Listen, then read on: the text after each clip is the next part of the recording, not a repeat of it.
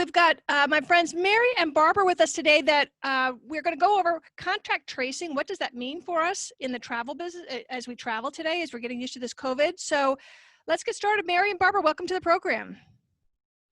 Is that what you're talking about? That's Kit. Is that what you're talking about, Mary? Yeah. Okay. Great, sure. Welcome to the program. Thank you. I'm pleasure to be with you today, Kit. Likewise, too. Great to see you. Thanks. I guess before we start, a lot of us, this whole COVID thing is new. Why don't we start by just identifying what the heck is contact tracing and why do we even care? Barb, you want to hit that one off? Because you're the tech girl. Sure. Yeah. So right now, Kit, of course, public health authorities are trying to identify people who might have been infected so that they can try to prevent the spread of this disease, right? They want to try to contain it. Typically what's happening right now is that it's a manual process where if somebody tests positive, the public health authorities then ask them, who have you been with? Where were you? Et cetera, et cetera. And then they're on the phone and they're trying to track people down. It's very manual. It's very time intensive. It's not at all private because you do have to disclose where you were and when and maybe with whom. And it just takes a lot of time, and it may not actually reach everybody because you may, I was on a ferry the other day, so I'm doing a little bit of local travel. I was on a ferry. They're very, very careful to make sure that there's social distancing, but I was on a ferry for 2 hours with people I don't know. I would never, let's say I did get it and then I disclosed it to my public health and they wanted to know who I've been with. I can't identify those people. So those people would never know with a manual contact tracing situation that they may have been exposed. So it's really, contact tracing is all about trying to prevent the spread of this disease and rein it in so that we can manage it. And right now, most of it is being done manually. There's quite a few countries or regions that are creating their own technology. And that's why Mary and I were talking about it, because I personally believe that there's a better way than having all of these different regional technologies. And I think it will help us travel better. And I'm gathering that that's going to be less manual and more digital. Can you explain what the digital is? Mary, did you have something you wanted to say? I just wanted to say before Barb goes into like all the digital stuff is that it really, well, you'll talk about the centralized and decentralizing of data, but really, as Barb has said, as this thing gets bigger and less easy to kind of trace manually, it really demands some sort of system and a coordinated effort. And that's, I think, where we really started to realize is that, especially, it's not just for global travelers, it's for anybody. The problem becomes much more than regional. And I think all of us have seen that in provinces up here in Canada, you've seen it in states in the US. Everyone's trying to control things regionally in their own little area. And it becomes very, very difficult when people are starting to cross even state and province lines, let alone country lines, to contain things and have a well-coordinated information, right? Or do you want to talk about the decentralized and centralized, or? Yeah, sure. So in terms of like technology terminology, there are the two different types of data security, or data storage. So in a decentralized data storage system, all of the data is down, say, at the device level. Whereas a centralized is all of the data would end up being in one central server. So there's two different ways to approach it. And I know that some regions are using centralized and some are using decentralized. I know that the National Health Service in the UK is using more of a centralized system. And so all of your data is being sent to a central server that the public health authorities can access. Whereas if it's decentralized, so I don't have my phone on me right now, but the decentralized system that I recommend, all the data is on your own device, and it's your choice if you want to share it, and you would only really do that if you did test positive. So I can get into that. Would you want me to sort of explain? Yeah, I'd like to talk, because I know one of the big concerns people have is about their privacy, and we don't want necessarily the government, or if it got in the wrong hands, people knowing where we are, who we are, does it access our medical data and threaten us in any other kind of way. So if you could talk about the whole privacy issue and then how that's making you skew towards you like to decentralize. Okay, so I'm going to tell you kind of, it's not really a funny story, but it's really illustrative. So what's happening right now where I live, which is in British Columbia, Canada, there's a news report that's getting a lot of play because there was somebody who tested positive after attending a strip club. And so, of course, on the news, they're saying, if you attended this strip club on this day between these hours, you need to raise your hand. That is not very private. And that's what's happening with the manual contact. Very location-based, it's very not private. You have to actually say something. I need you to restate from, and that's not very private, because you broke up, and I'm not sure if the audio picked it up, broken up or not. So okay. They just finished the strip club, and that's not very private. So start from there. And that's not at all private. I mean, you have to actually disclose that you were in a location that maybe you don't want people to know you were in, for example, or maybe with somebody. It's very not private. It's wide open. You have to disclose where you were at a certain time, certain day, etc. With the decentralized technology which Google have created together, it's completely anonymous data that stays on your phone until such time as maybe that I was in proximity with. It doesn't tell me where I was. It's just that maybe I was in proximity with somebody for 5 minutes or 5 hours, if from 100 meters away or 500 meters away. And it's very anonymous, doesn't tell who I am, where I was, who they are or where they were. But if our phones were in proximity, and if one of those people who owns that phone ends up testing positive and chooses to disclose that, then my phone will get a little notice saying, hey, Barb, you were in proximity with somebody who has tested positive for COVID. You were within 500 meters for 30 seconds. You probably don't have to do anything.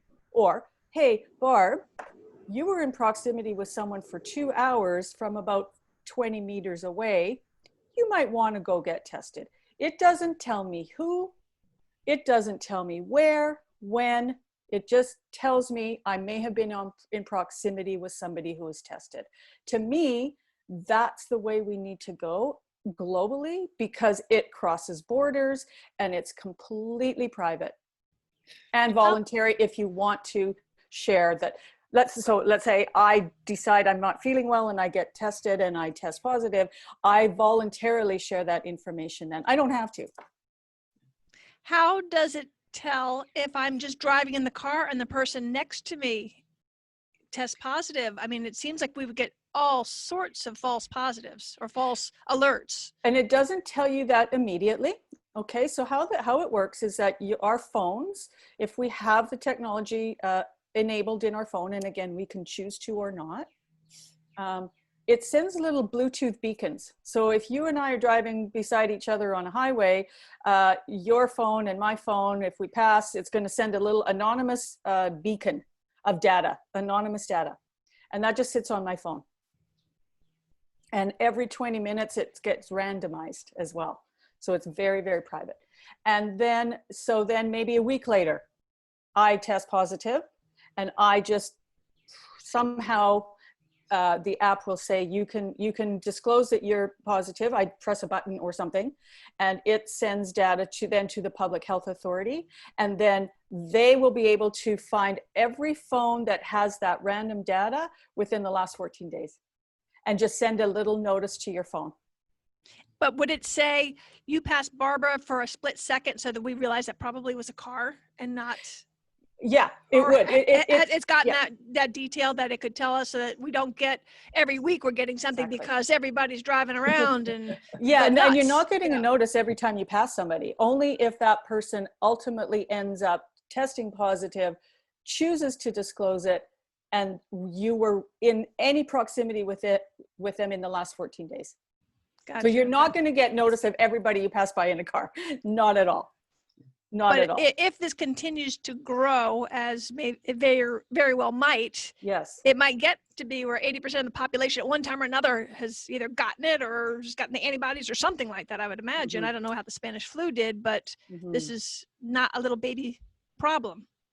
So, You're correct. However, my belief is that if we enable this contact tracing, or I call it exposure notification, that's what Apple and Google are calling it, because it isn't about tracing your contacts. It's about notifying you if you've been exposed. And the more we adopt it, the sooner and the broader it gets, the more we will all know or stay home or get tested, and we can stop the spread of this, I think, if we all adopt it globally.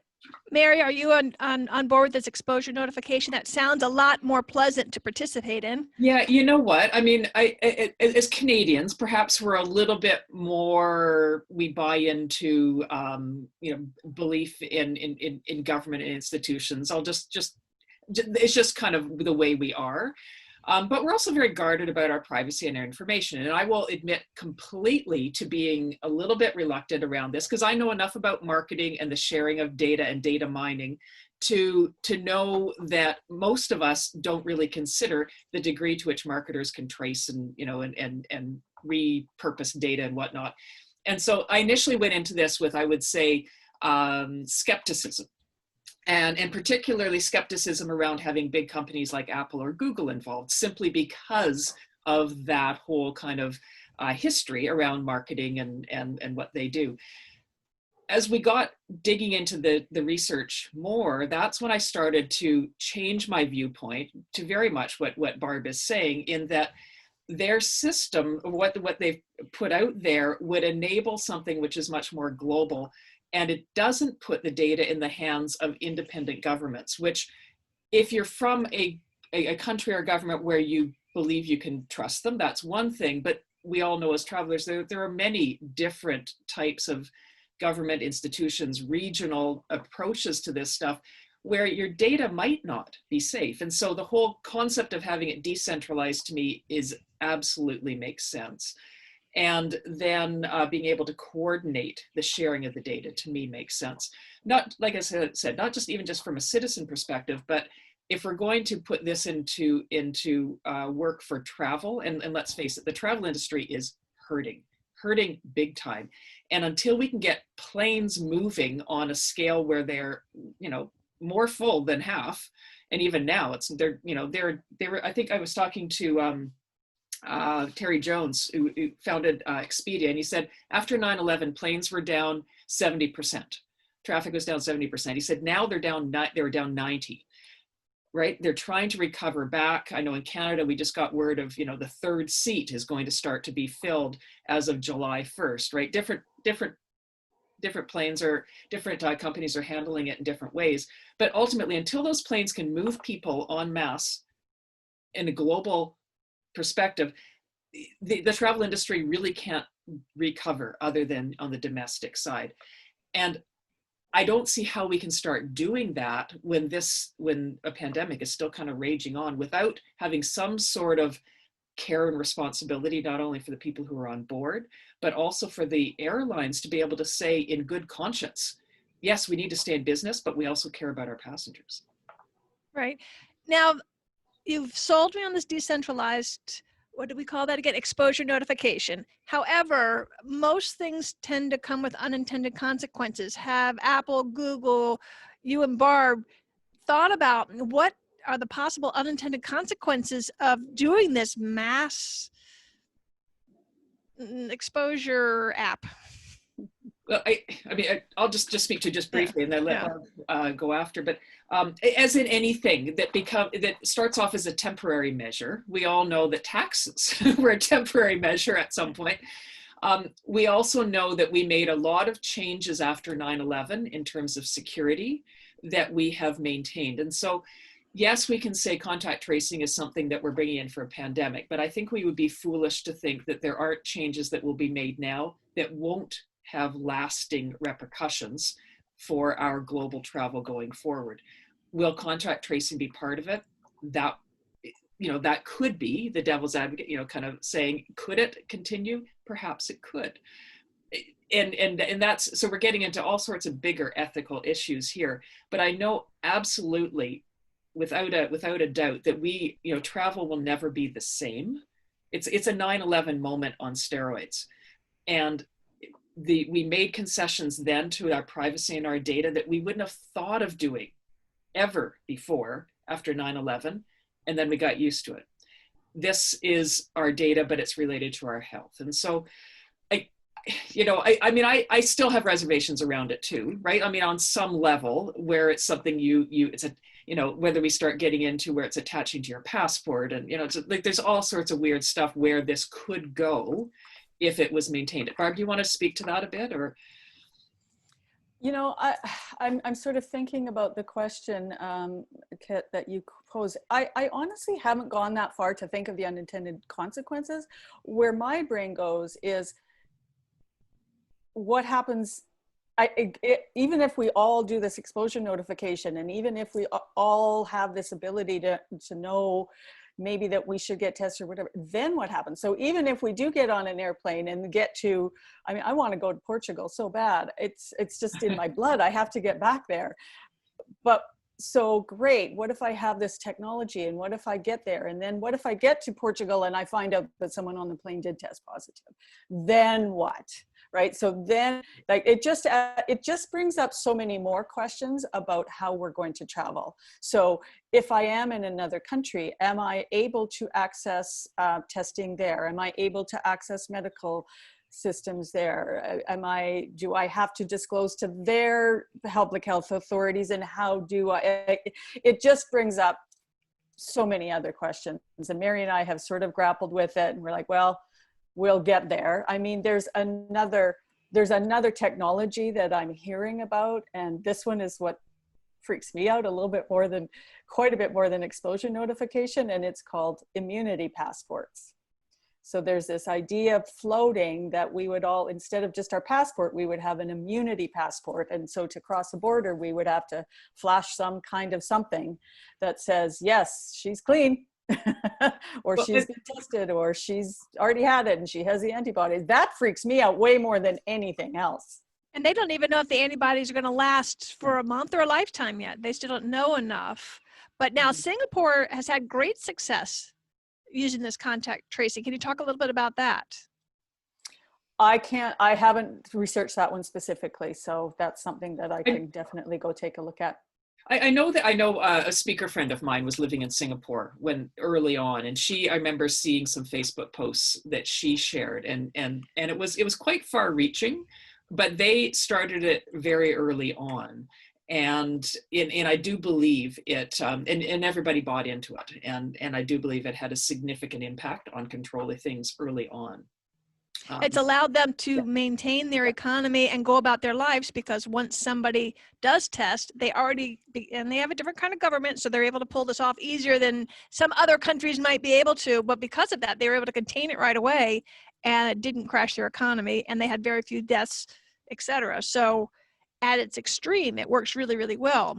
If this stays in the hands of Google and Apple, who presumably were going to be the white knights, if it gets in the hands of governments, I can see how that could be there's just a lot of fluidity there that kind of makes me a little bit tenuous. Although I'm doing an app right now, one of these research apps for COVID, that every day I tell them whatever it is, because they've already got my data for a breast cancer study that I've been doing for 10 years. So I'm open to allowing people to spy on me if that will help the planet. But I also am concerned, because it's just going down that slippery slope of what's next. Barbara, my understanding is because I know I saw my latest update on my because I've got an Apple iPhone, and so I got the automatic updates, and I did see it actually come in, and there is actually a place that I could turn on. Really? Yes, really? Is. On your phone already? There is. And I left my phone up in the bathroom, or I can lead you through where it is, but you can't actually activate it until there's an app attached to it. So my understanding is that there will be Canada's talking about doing an app, so then it would utilize Apple's thing Yes. on the back end. And where I got alerted to it was a girlfriend had posted on Facebook, and it was her Google phone, and said, oh, it automatically put this thing in it, and it was automatically turned to on. And I thought, oh, that's a little, That's that's a little presumptuous. invasive. Yeah. That I know that's kind of like what was that the band that got in trouble with automatic download, I can't think of the name of the time when it was, but it was the presumption that you wanted it for free. So so I did see it. I checked it on Apple. It's not automatically set to go on. You have to actually manually go in and turn it on. But in the last update, it is there, and it's somewhere in settings, and I think it's settings and health. Wow. And then within that, it has a thing for tracing. But you can, even if you can't turn it on unless there's an app that is attached to it. Right. So yeah, that's actually very interesting to me. I'm going to go check mine. So the Yeah. way that Apple and Google originally announced that they would launch it is that they would provide what's called an application programming interface, or API for short. For anybody who was building an app, they could use this API to provide the foundation, the actual foundational technology, which is what Canada is doing. So Which I think, yeah, I think so that was the update. Yeah. so Justin Trudeau a couple weeks ago announced that Canada is launching it in a test format right now, and it is completely based and built on that Google Apple API. And then their further plans were to launch it as part of operating systems. So that's really interesting. But even if it is, yes, even if it is part of an operating system, and yes, they did say you were going to have to turn it on or off. It does still need to align with a regional app, so that if you do want to disclose that you have been tested positive, you are able to submit that data to your regional public health authority. And so it works like tentacles, so that it could cross borders, counties, Yes. states, countries, etc. And that Yes. makes sense. Yes. So at this point, what do you think, where we are right now, what do you think it's going to take for us to open our borders and to stop the 14-day quarantines? That's a think we're gonna loaded need- question, Kit. It is. Says somebody who's chomping at the bit to travel and wants to know. Right. Well- What are your thoughts on that? This is, of course, it's opinion at this point. I think it's really interesting because, I mean, in Canada, I mean, it's fascinating for us because, yes, we still face a 14-day quarantine. So as an example, if I want to go to the States, I mean, we're not supposed to go except if it's for, necessary travel. I could go, but when I come back, I need to find some place to be. I was supposed to be going down to a conference in Louisiana in October, and I'm thinking, if I do that, I'm going to come back like a piece of plutonium. Like I'm going to have to check into a room. Like my family's not going to want me, notwithstanding the fact that do I really want to expose myself to that? That is a genuine concern. And so I think it's and I think, and I was reading the European Union, I don't know if they've made it official yet, but I've certainly seen quite a few trial balloons around saying that they were going to not be welcoming American tourists as of July 1st. I believe, I don't know if that is official now, but it was certainly looking like it was going to be official. That's really big news because their economy needs travel and Americans are huge travelers. Canada, Australia, we're on safe lists, but those are also countries that, if we go to Europe, we have a 14-day quarantine. So there's all this weird stuff going on, and really what's driving the need to open the borders is sustainability of our tourism within domestic markets. I mean, there's Canada and the United States are fortunate in that we have a relatively healthy group of economically of people that can travel domestically and spend their money domestically. But there's a lot of regions in the world that don't have that, just built in. And so Europe is trying to make it so people can move within Europe and trying to keep that kind of safe, right? So there's all this regionalism going on. And to me, the only way you're going to get beyond that is obviously, widespread testing, all that kind of thing. But I do think that a tracing application of some sort, ideally globally coordinated, is one of the pieces. It's not the ultimate solution, but it's a piece of the solution. Otherwise, I just don't see how we can open borders. I just don't see how it can happen. And, we want to be able to go to the States. We want to be able to welcome Americans here. But right now, like if you were to stop 10 people on the street, like they don't want, they don't want. You don't want me? I'm sorry, they don't want you.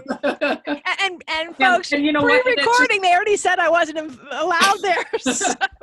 You know what? We love Americans. We, you know, they, you know, great travelers, spend lots of money. I've got relative, like, honestly, it hurts me to not be able to welcome with open arms international travelers. But at the same time, you have, I know in the province of BC, we've made extraordinary efforts and gains as a region. Dr. Bonnie Henry has been the head of our public health efforts, and we've been informed by science from the start, and it's been very, very coordinated government efforts. And, you know, we should have been one of the worst.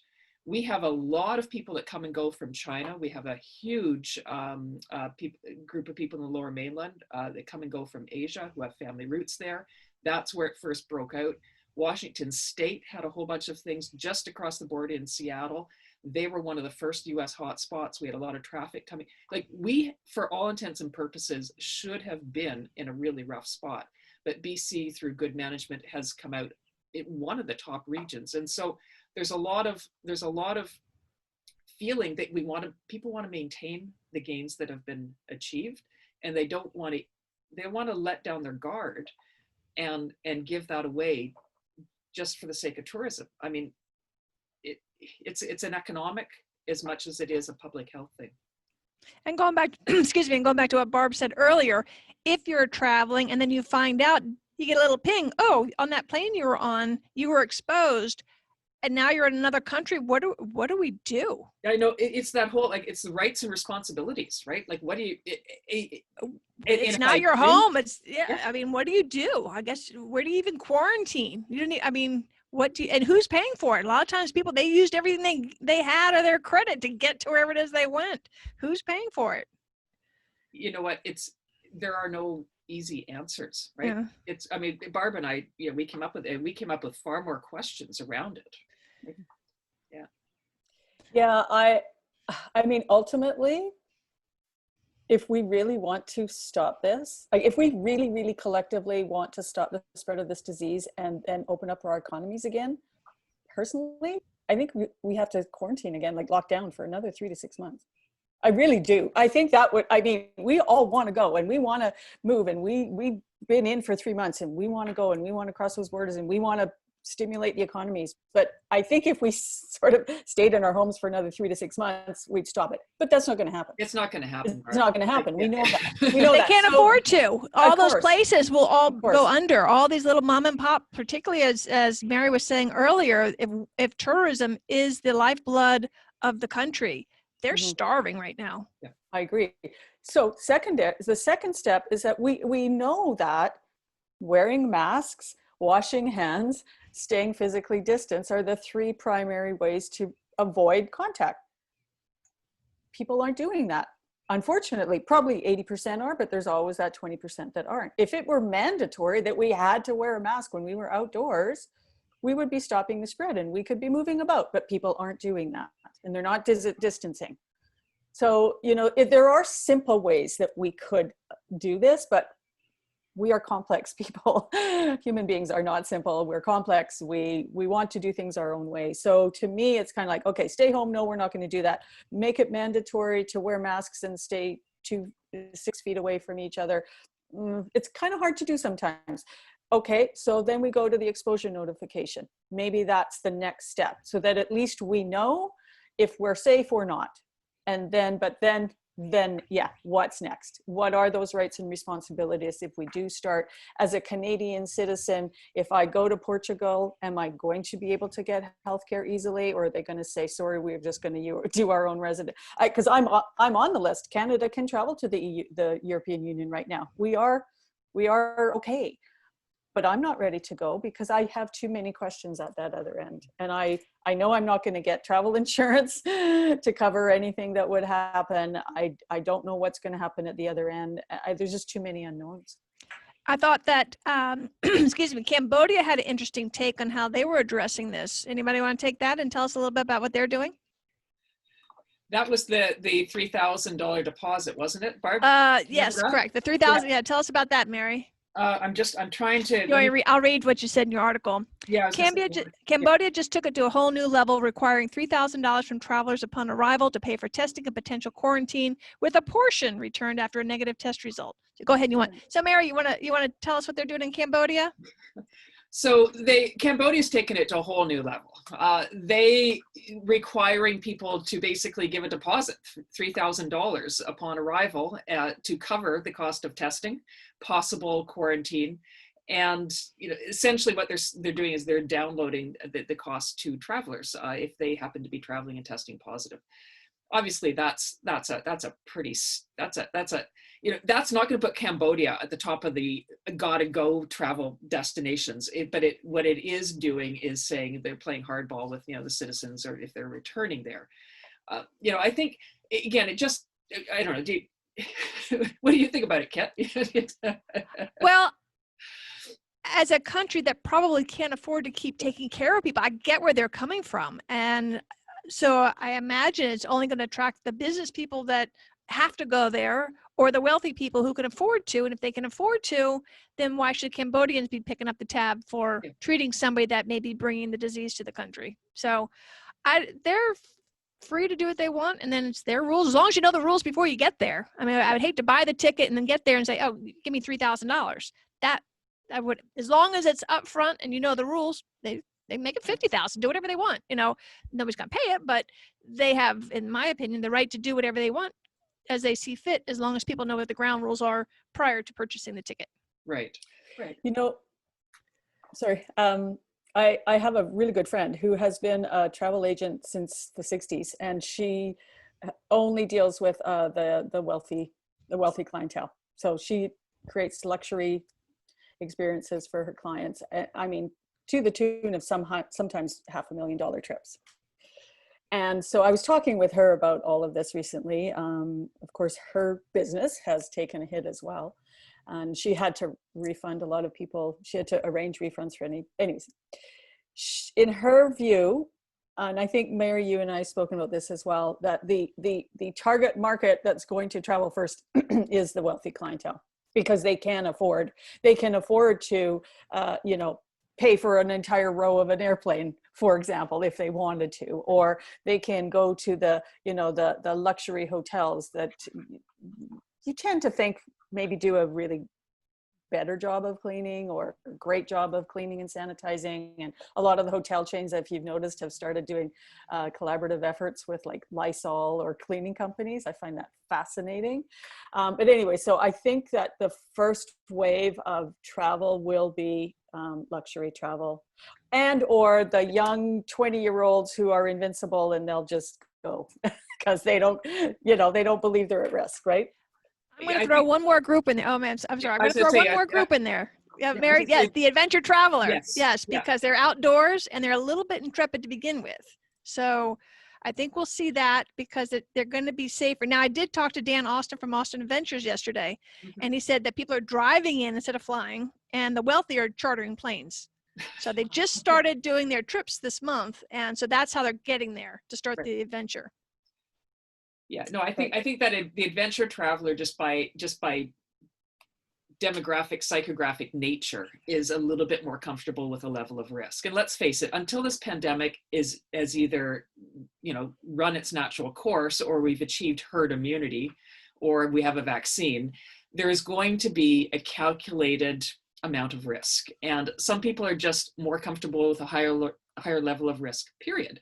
And so I think that's really what this is going to expose. And so, yes, there will be people who will travel. And, probably right now is probably, well, I don't know if it's safer right now, because now it's starting to open up a little bit more. But I was thinking, the last couple of weeks, when planes are, less than half full, and nobody's tracing, nobody's doing anything, it's like, you know what, this is probably the window. And, come fall, once, the airlines, they have to function at 70% capacity or they're losing money. Federal funds are due to run out at the end of September in the United States. Not sure what Canada is, but it's got to be pretty darn close. Virgin Airlines filed for bankruptcy. There's going to be airlines that go out of business, go bankrupt, or consolidate in the fall. And then there's going to be pressure to fill in those seats in some capacity, or prices have to go up. It's one of the two, because they can't continue selling cheap fares, half full planes with distancing and accepting government money. It just won't work. So one of those things will have to happen to get people back into planes. And so yes, that will be fuller and the prices will be higher, likely. And you know, so honestly, if you were 20 right now and you wanted to go to Europe and you're Canadian, it's like, yeah, maybe just do it, right? Just go for it. And you know, or 45 and in Invincible, you know, and you're going to be going hiking and outdoors, and you're not, you know, you've got your own place to stay.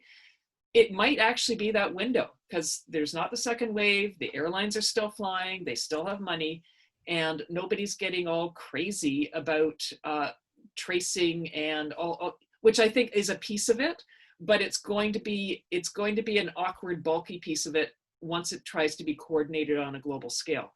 And so right now we're at that weird little window where it's might actually be okay. I also think that one of the My silver opinion. linings of this whole mess is that for the first time in literally decades, places that have been over touristed, that are no longer fun to go to, are now empty. And so if you've got the nerve and if you've got all your ducks in a row and can protect yourself as best you can, it's a wonderful opportunity to see things in a way they haven't been able to be viewed in 50 years. You know what, the altruistic thing side of me says maybe this isn't a bad thing. You've got places like Venice where so many people have, you know, moved away. They're renting their places on Airbnb because of the capacity, because of the opportunity.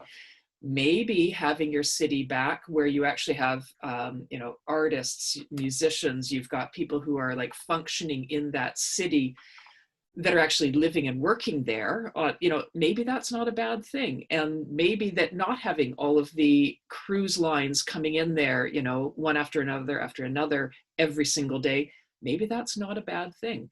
You know, in, you know, Belize, right? Like maybe not having all of those, the ships, all the planes coming in all the time, and those economies that have become dependent on, they're so out of whack. I mean, you saw that in Peru as well, Kit, where, you know, somebody can make the same amount of money selling trinkets in the square as they can mining the salt field for a month, right? That's just wrong. And maybe what this will do is force those economies to be a little bit less reliant on international travel and actually kind of heal themselves into being a bit more self-sufficient. And then when we do travel, and maybe it will be more of a choice of, you know, not as frequent, but when you go with intent and you interact on an authentic level with those countries, you know what, maybe that's not a bad outcome. And I think they'll appreciate the tourist again, because in the over touristed places, we were a bane to their existence for all the reasons you just discussed. But I hate that they have to suffer like this, but they will appreciate the tourist dollars coming back, hopefully at a more moderated level, so that they can still enjoy the cities and villages that they loved and now feel like a puppet on display. So and it's interesting. I saw on the news that, I don't know if you saw it, Barb, I think it was CBC did a thing on Venice just recently, right? And you know, like I was in Venice 2 summers ago, and I mean, I wanted to see Venice, and it was like at the tail end of a big grand tour with Europe with my daughter and driving tour, and it was hot, it was crowded, it was, I mean, we did our best to get to some of the outer islands and stuff, but at the end of it, I was like, you know, I'm really glad I went, but I'm not sure I'd ever want to go back. That was my lasting impression, just because it was just over touristed. Same thing with Machu Picchu, right? I mean, did the trek to Machu Picchu, the trek was the memorable experience. The actual Machu Picchu was amazing, but it was so, you know, so many people. So like, I likened it at the end of the day when the buses started to load, it was like somebody flushed the bathtub and all the water ran out, right? Like everyone is like flooding out of Machu Picchu. You know, they're a victim of their own success, and you know they're attracted so many tourists and dollars, you know, because, you know, to help fund the revitalization as a UNESCO World Heritage Site, like all of those things were needed, but it really has invited over tourism, right? and that was me with the Sphinx in Egypt last year. I was like, in hindsight, not even in hindsight, while I was there, I was like, I think I'd have saved $5,000 and done a lot better off watching a documentary. I'd have gotten closer without all the people. You know, it didn't rock my boat, as impressive as it was. Just too many people. It's just too touristy. It's a shame. So we got off track about the contact tracing and all that. Any final thoughts about things that we should have discussed about this that we didn't cover, or thoughts about travel in the future? I just personally, I've talked with friends and other people about this, and I find that the reaction is that it's a fearful reaction to this technology that could save us. And so I get a little frustrated because I took the time to look into it, and Apple and Google have, I don't work for these people, but that what they've done is they've created a very simple but elegant technology. They have been completely transparent. Anybody can go read all of the information. It's all in layperson's terms. It's not scary. It's not Big Brother. And I really believe that if people take 10 minutes to actually read through it, they'll understand that this is the best solution for us to be able to move forward. And instead of reacting out of fear and not having the right knowledge, I just urge people to actually go take a look. It's all online. Just research Apple, Google, contact tracing.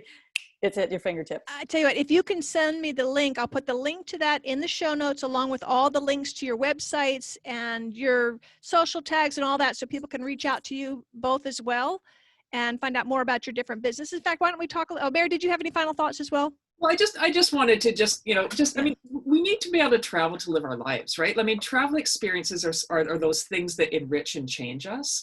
And, right now, we're being denied a lot of that, other than domestically. And so I think any systems or protocols, anything that can enable us to get back out there and travel and share, enrich our lives, and also the lives of the others that we interact with, and impact their economies in a positive way. Any piece of that, I think, is a positive part of the solution. And I believe that contact tracing is a part of it. Not the ultimate solution, but is a part of the solution. And so to me, that's really what I want for us all, is to be able to get back out there. And the article that you folks, the article that you guys wrote was outstanding. So of course, I'll have links to that in the show notes as well. Before we take off, why don't you take a moment each and tell us a little bit about what's going on next in your career and what you're working on, so we know what to look forward to. Oh, okay. I'll go ahead. I actually am doing what, in BC, we're in what we're calling our phase 3 recovery, which is where we're sort of given the permission to move around a little bit more freely. So I am on my second local road trip in the last couple of weeks. So that's what I'm doing. I really have the travel bug. I really want to get out, and I really want to support our economy. And so I'm doing all the local travel that I've actually wanted to do for many, many years. So that's kind of what I'm doing right now. I'm taking a lot of photographs. I'll be blogging about them. I'm talking to people as I'm meeting them.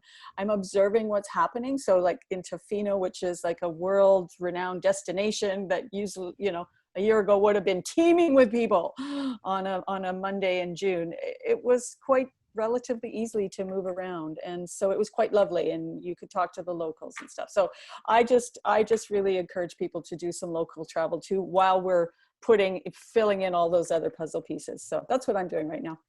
Sounds like fun. Mary, how about you? Well, my business is a combination of Carry On Queen, the travel stuff, and my 5-minute marketing, my marketing stuff.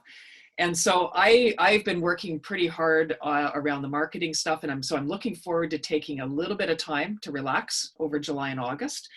And I've got some speaking and stuff booked in the middle of all that. But what I am looking forward to, again, like Barb, traveling within BC. We've got a cabin up the Sunshine Coast, and so we'll be going up there and spending some time. But I just finished locking down, and it's going to be an absolutely fabulous trip with 2 other couples and another fellow. So there's 7 of us on a Bavaria 45-foot Bavaria, and we're going to be chartering it and sailing around Desolation Sound at the end of August. And so this is somewhat of a, I mean, it's an amazing trip. I've done it before in our BK, before kids phase. My kids are now, what, 18 and 21. So we're looking forward to getting back out there. But here's the real gift of this year. That's why I recognize it as an opportunity, because our borders are closed. And apologies to your American listeners, but because our borders are closed, all of the boat traffic that usually comes up from the Pacific Northwest into Canadian waters and goes up to Desolation Sound is not allowed up there this year. And what it means is that that whole Desolation Sound, Sunshine Coast cruising area will be much less crowded. The anchorages will be quite, I mean, there'll still be Canadians there, but at the end of August, I think it will be really quite amazing, a once in a lifetime experience to have it without all of that additional traffic.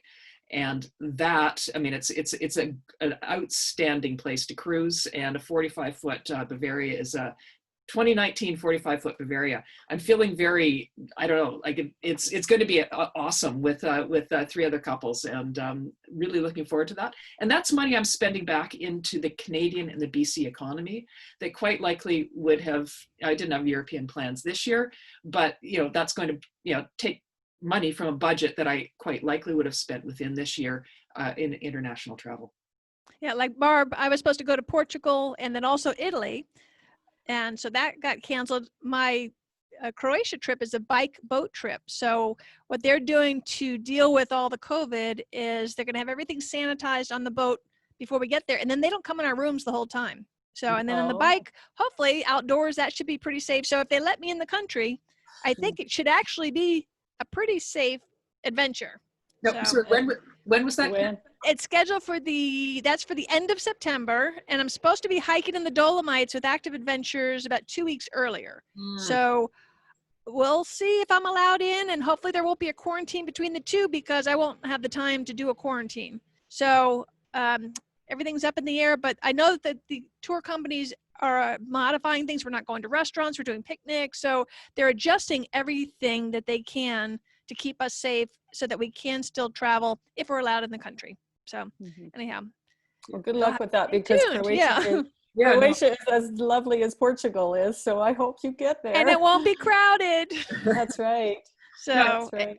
I think the travel industry is to be commended for all of the things that they're doing, right? They're in a tough spot. And so part of it is, as you're saying, is that we want to support them, right? We want to be able to do it and do it safely. And so good on you. I hope you're able to do it, Kit. So, and like I said, and they are, like you were saying, because in fact, I'm working this week on a follow-up interview with some of my tour companies, that they are, of course, they're working double time at like no money or half money and all that. And so, but they're slogging along, and they're so far so good. They're making it, and they say their customers have just been working with them and just postponing it. So I have hope for the future for the travel industry, but we're going to come through this a different world.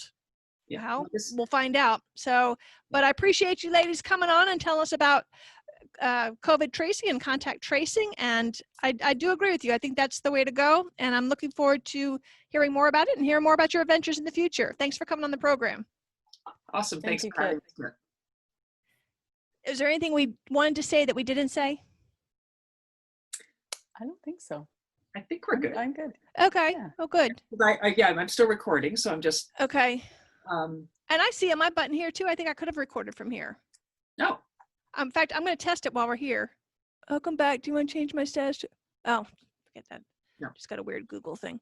Let's see if that'll.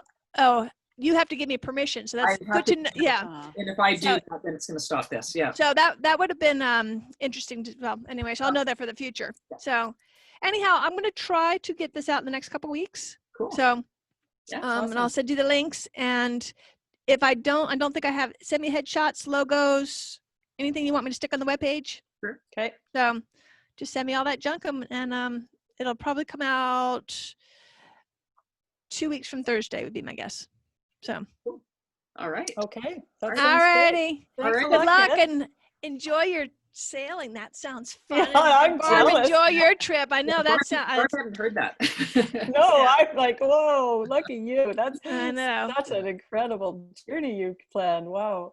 So, well, maybe next year I'll take my little Sophie girl camper if she works, and make it up your way. So Oh, I've yeah, that'd be awesome. never been to your part, so it'd be nice Oh. to see. You know, So, if It's you so get- beautiful. if you get to BC, we would love to take you on a hiking adventure, do something up. Yeah, We've got some amazing definitely. country up here to explore. hopefully It's so next year. beautiful.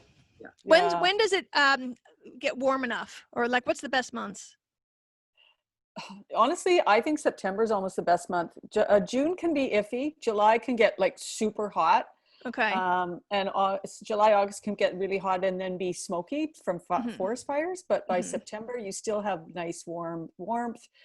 Typically, the kids are back in school, so it's not as Yeah, I think crowded. I think September, October. October are beautiful. Okay. Yeah. Sounds But, good. you know, I mean, July, August can be nice. The crap Yeah. shit in there is the forest fires, and that's only Yeah. been the last couple summers. And I found out first day of retirement, I got a little baby COPD. And with- The pulmonary, yeah, I got a little COPD. Oh. So I can't do the Uh-oh. forest fires. No, you would not be able to Yeah. at all. Yeah, no. So no, I noticed. In fact, I noticed that in Egypt too. I said something's wrong with my lungs. But anyway, Mm, we caught it early, so I'll be fine. But anyhow, I just don't need to aggravate them. So no. anyhow, I appreciate you ladies coming on. And Thank you. so, like I said, send me an email with your logos and headshots and Okay. all that, whatever you need, whatever links you want me to put in. And Barb, if you could send me that link on the Google Apple thing. Yeah, there's one too. that's just an FAQ. It has everything with Okay. links out. So it's just one thing. Yeah, it's really Perfect. awesome. Two links within the article too. That, Okay. Yeah. All right. All right. Great. Now, of course, I'll link to the article as well. Sounds great, ladies. Awesome. Appreciate Thanks. it. Thanks. Okay. All right. Appreciate it. Thanks. Bye.